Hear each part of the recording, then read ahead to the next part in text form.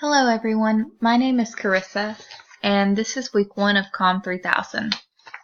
This week we're going to cover Chapter 19, Information Systems Approach to Organizations by Carl Wick. According to Griffin 2006, Wick focused on the common process of organizing, and he associates organizing with information processing.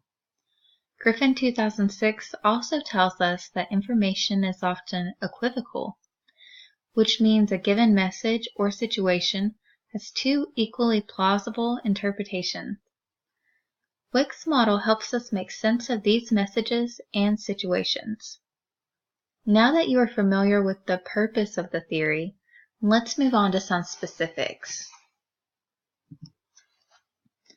As I mentioned earlier, equivocal information refers to a situation that is open to multiple interpretations, and each interpretation could explain what is happening. According to Griffin 2006, the problem with equivocality is confusion. He also tells us that we need to develop a framework or filtration system to sort out the data we have.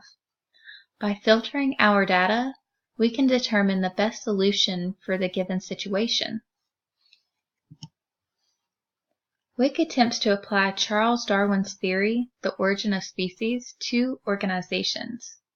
According to Griffin 2006, Wick thinks we should consider the socio-cultural environment as a jungle where survival is the name of the game, a goal even more important than accomplishing the stated aims of the organization. Griffin 2006 also tells us there is one major difference between biological evolution and organizational survival. An animal is what it is, and any variation comes through mutation. However, the nature of an organization can change when members alter their behavior.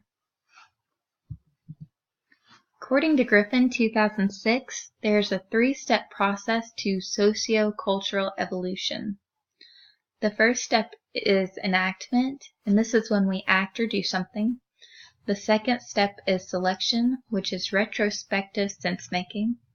The third step is retention, and we are to treat memory as a pest. Let's dive in a little deeper into step 1, enactment. Griffin 2006 states, action is the root idea of enactment, and the failure to act is the cause of most organizational ineffectiveness. Before we can move on to the second step, which is sense-making, it is imperative that we act. By acting, you have real-world experience that you can now reflect on. This will allow you to discover what is happening, which will help you choose the best solution. Let's move on to step 2, which is selection. During this step, we assign meaning to our experiences.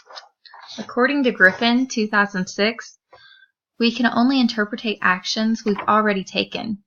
Griffin also spoke about how rules can be inadequate when dealing with complex situations, when many conflicting interpretations are a possibility.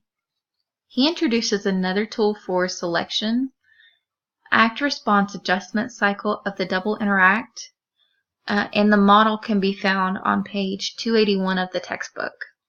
According to Griffin 2006, these verbal loops can take the form of communication cycles such as meetings or phone calls.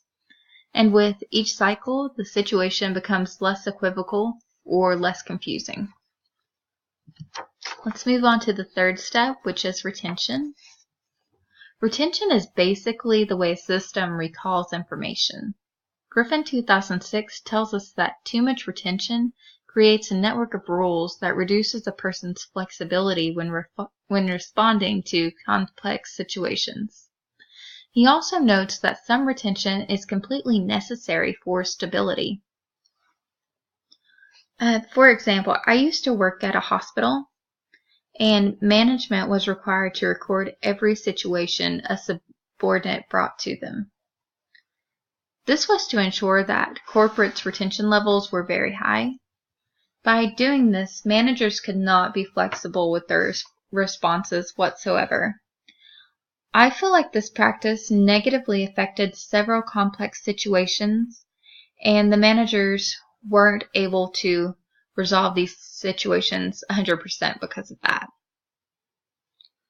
I hope through my presentation you are more familiar with WIC's information systems approach to organizations and the many principles behind it. Thank you for listening and have a blessed day.